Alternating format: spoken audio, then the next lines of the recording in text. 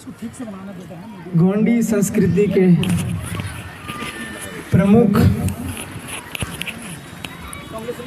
कुदरती देवता बुढ़ादेव फड़ापैन के चरणों में कोटि कोटि नमन। गरीब वर्गों के लिए लगातार संघर्ष की अपने जीवन में टंटिया बिरसा बाबा साहब अम्बेडकर के चरणों में कोटि कोटि नमन।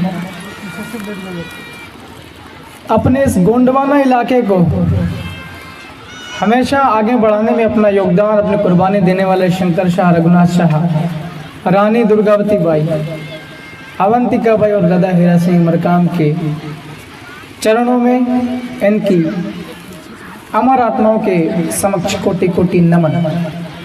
आप सभी दूर दराज से इस गोंडवाना इलाके के अलग अलग इलाकों से, अलग अलग जिलों से भी आए हैं साथियों। आप सबको संपूर्ण बिल प्रदेश, पश्चिमी मध्य प्रदेश की ओर से कोटि कोटि जोहार, सेवा जोहार, सेवा सेवा जोहार। धीरे धीरे बोलूँगा, ज़्यादा जोर से बोल ना पाऊँगा और बहुत कम बोलूँगा, इसलिए जो साथी खड़े हैं वो बैठ जाओ। 3 तारीख के बाद लगातार बहुत व्यस्त हूँ, गला थोड़ा खराब हो रहा है, चिल्ला के बोल ना पाऊँगा। मेरी आवाज़ जिनको जिनको आ रही हो हाथ खड़े करो जरा। सुनाई दे रही? इधर बहने सुनाई दे रहा आपको? हाथ नीचे कर दो। आप सब लोग से करवट प्रार्थना नहीं निवेदन करना चाहते हैं, आप लोग मंच में आके बैठ जाए। जो सामने लोग खड़े हैं ना, सब लोग बैठ जाएं। बड़ा सौभाग्य है, दुनिया तरस रही है डोंडियार को देखने के लिए, वो आपके बीच में है। और आप मित्र जो काम कर रहे हैं बाहर, जितने भी लोग बैठे हैं, घूम रहे हैं, साथ उनसे भी चाहूंगा कि 10 मिनट का समय है, आप बैठ जाए और सुन लें। आप लोगों का जो सौभाग्य है, और हम तो कहेंगे हमारा सबका सौभाग्य है जो आज आप हमारे सबके बीच में बैठे हैं, इसलिए 2 मिनट बैठ जाए और दादा का सुन ले, इसके बाद में लीजिए दादा। जिंदाबाद जिंदाबाद जिंदाबाद। आप तमाम साथियों की दुआओं से, आपकी प्रार्थनाओं से और सेलाना विधानसभा क्षेत्र के जो वोटर्स हैं, जिन लोगों ने मुझे चुनाव जितवा दिया, मगर आपकी दुआओं से और सेलाना विधानसभा वालों की वोट की वजह से पूरी दुनिया के फोन आ रहे हैं मेरे मोबाइल में। नंबर सेव नहीं, मैं किसके किसके फोन उठाऊं। 4 दिन पहले उड़ीसा से फोन आया कि भाई साहब आपको आना पड़ेगा हमारे इलाके में, हमको जन जागरण की जरूरत है, हिम्मत की जरूरत है, आप आओ, हमको हिम्मत दे के जाओ। और 8 दिन के करीब होगा, मेरे पास अमेरिका से फोन आया था। वो आदिवासी समाज से नहीं, अन्य समाज, सामान्य वर्ग से हैं, मगर वो कुपोषण के ऊपर काम करते हैं।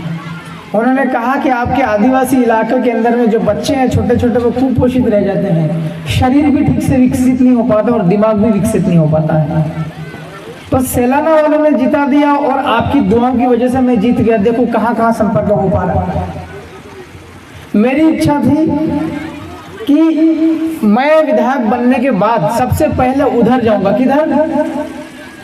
वो छत्तीसगढ़ का जो वो वाला इलाका है जहां पर लोगों को गलत रास्ते पर ले जाने की कोशिश करते हैं कुछ लोग, बस्तर, बीजापुर, वो वाला जो इलाका है ना भाई, हम लोग सही चीज लेकर जाना चाहते हैं, एजुकेशन, सकारात्मक चीजें लेकर जाना चाहते हैं ऐसे इलाकों में।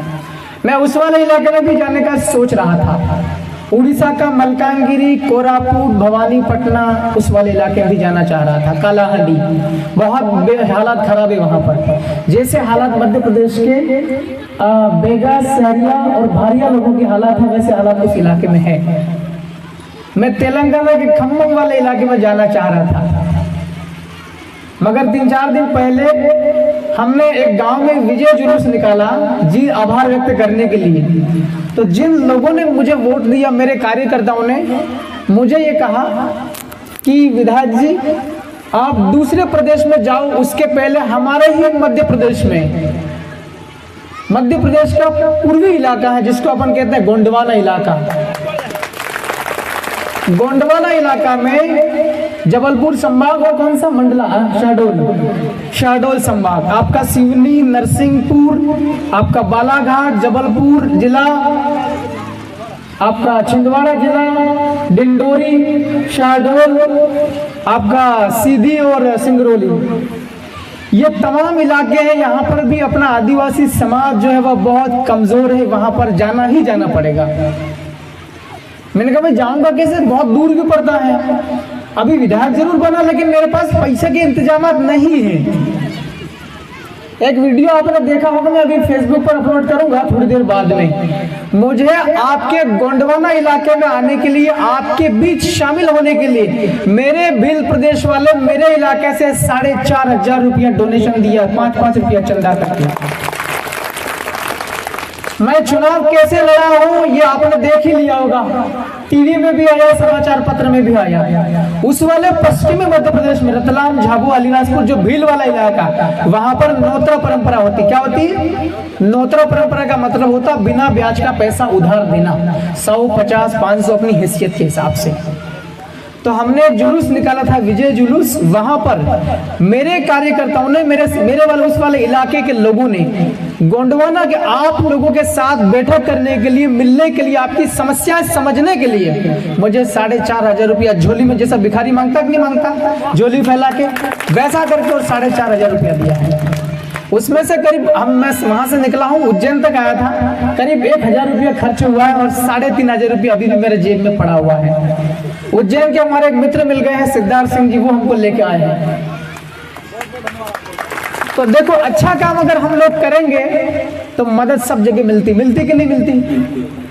अब मेरी तो इच्छा ये हो रही कि मैं यहाँ आया हूँ, लगभग दोनों संभाग के प्रत्येक जिले में, कितने जिले पड़ते हैं सारे, 8 या 10, कितने, 8 जबलपुर और शहडोल। मैं ये सोच रहा था कि दोनों ही संभाग के हर एक जिले के अंदर में कम से कम समय में दौरे करके जाऊंगा, क्या हालात हैं लोगों की, राइट। अब चूंकि विधायक बन गया हूं मैं, विधायक बनने के बाद में मेरे इलाके के जितने भी समाज के लोग हैं, सभी समाज के लोगों का प्रतिनिधित्व करना पड़ता, सही है कि नहीं है? सभी समाज के लोगों का काम करना पड़ता।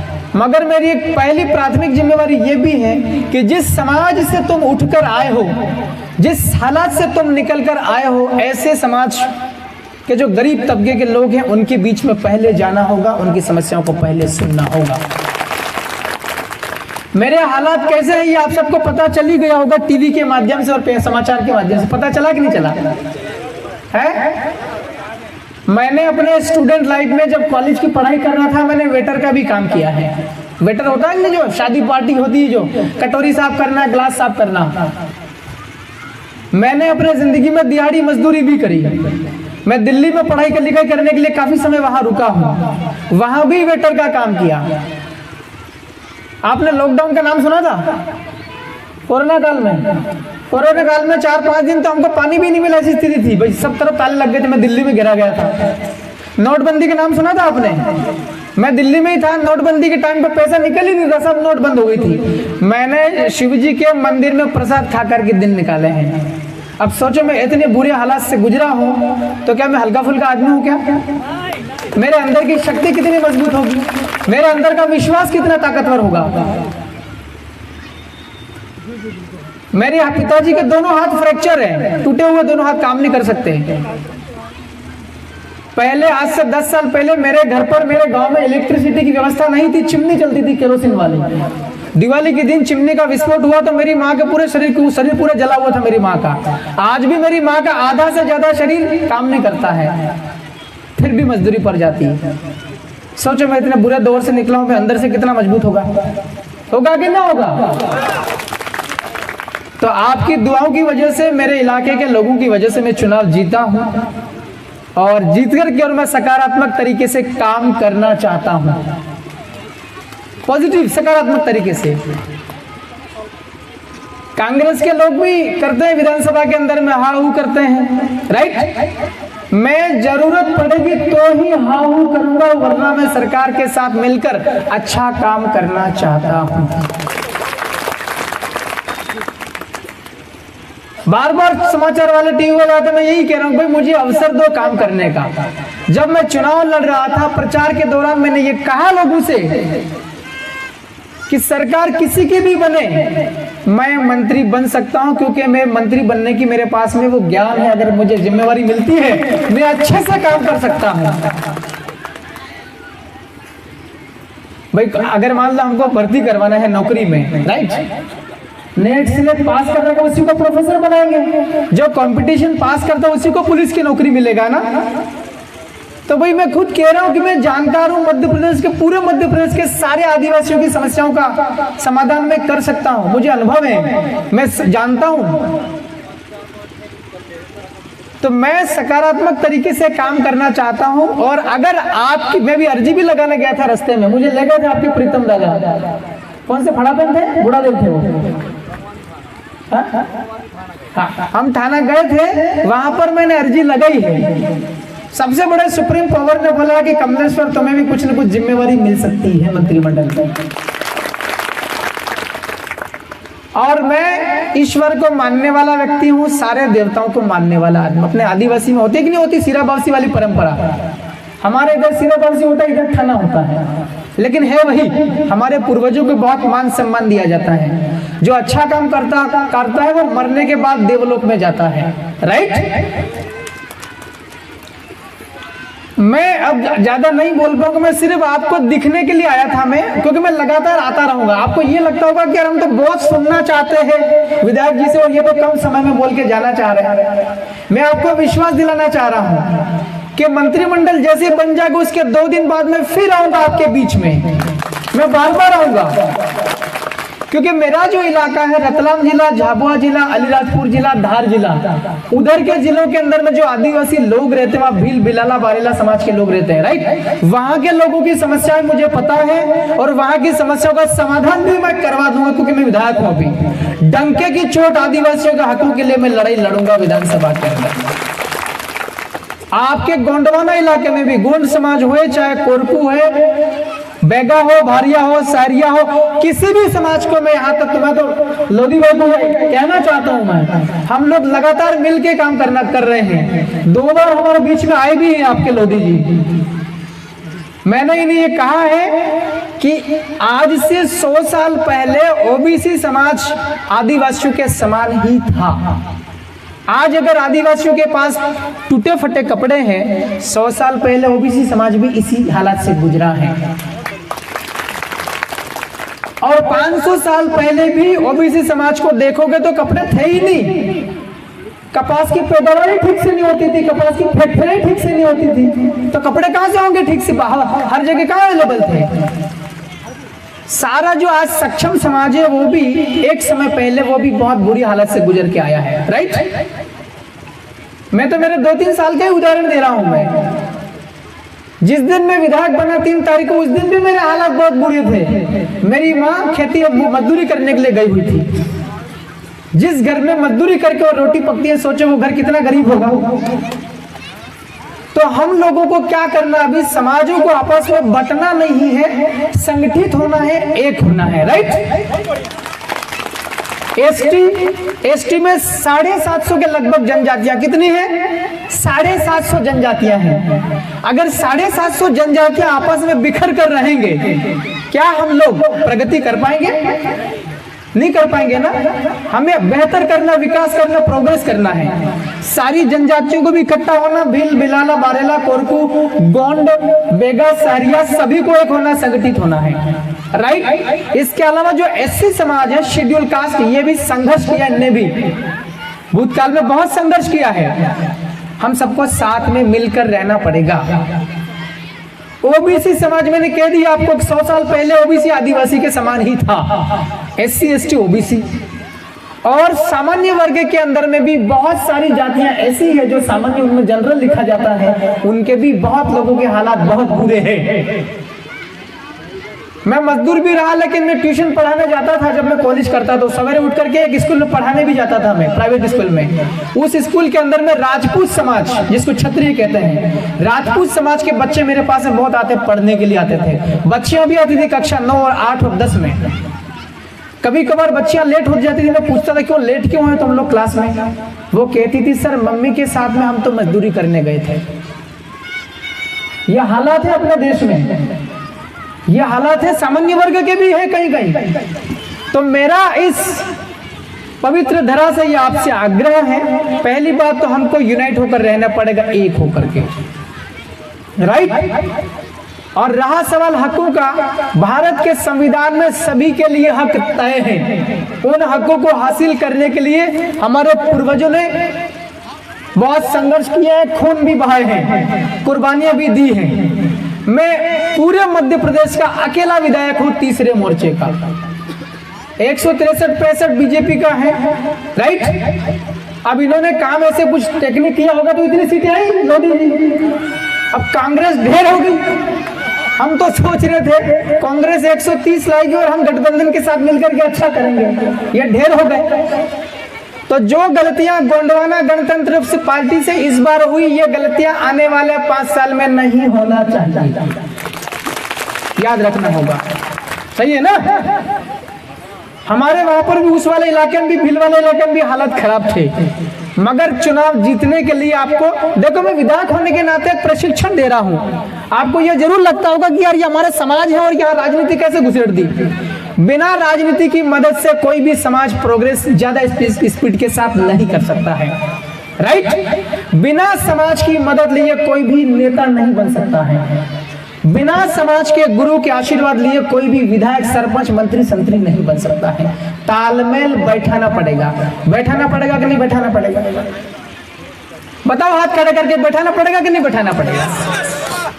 अगर हम जनप्रतिनिधि किसी भी समाज के सामाजिक आंदोलन को अगर मजबूती आधार प्रदान नहीं करेंगे तो समाज का आंदोलन कमजोर पड़ सकता है।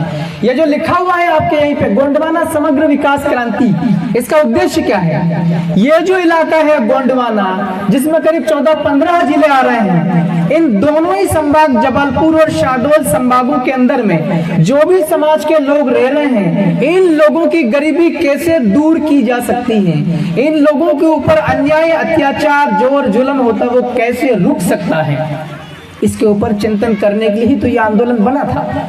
सही है कि नहीं है? तो मैं दादा हीरा सिंह मरकाम को आदर्श पुरुषों में से एक मानता हूं। मैंने मानता हूं क्योंकि एक जमाना मैंने भी पढ़ने में आया था, बहुत संघर्ष करके ये भी निकले हैं। तो मेरा आपसे इतना आग्रह है कि हमें सबको एकता में रहना है। और मैं अकेला विधायक जरूर हूं, लेकिन आपको घबराने की बिल्कुल जरूरत नहीं अगर चुनाव आप हार गए हो तो। ये तो होता रहता है। कांग्रेस ढेर हो गई, बहुत सी जगह बीजेपी भी हार गई, गोंडवाना भी हार गई, जयस भी हार गई, आदिवासी पार्टी भी हार गई। क्या हारने के बाद में हम घबराएंगे क्या? मैं मेरा इतिहास बता रहा हूं शॉर्टकट में एक बार, और थोड़ा सा आप लोग घर घर जाके थोड़ा मंथन करना। मैं 12 बार मुझे जेल में भेजा मेरे विरोधी लोगों ने। कितनी बार? 12 बार जेल भेजा मेरे को। मैं फिर भी कमजोर नहीं हुआ जेल में जाने के बाद। कई बार पुलिस की लाठियां भी पड़ी मेरे ऊपर में, लेकिन फिर भी कमजोर नहीं हुआ। 2018 में विधानसभा का चुनाव लड़ा था, केवल 18,500 वोट आए थे मेरे, फिर भी मेरे को कोई शर्म नहीं आई।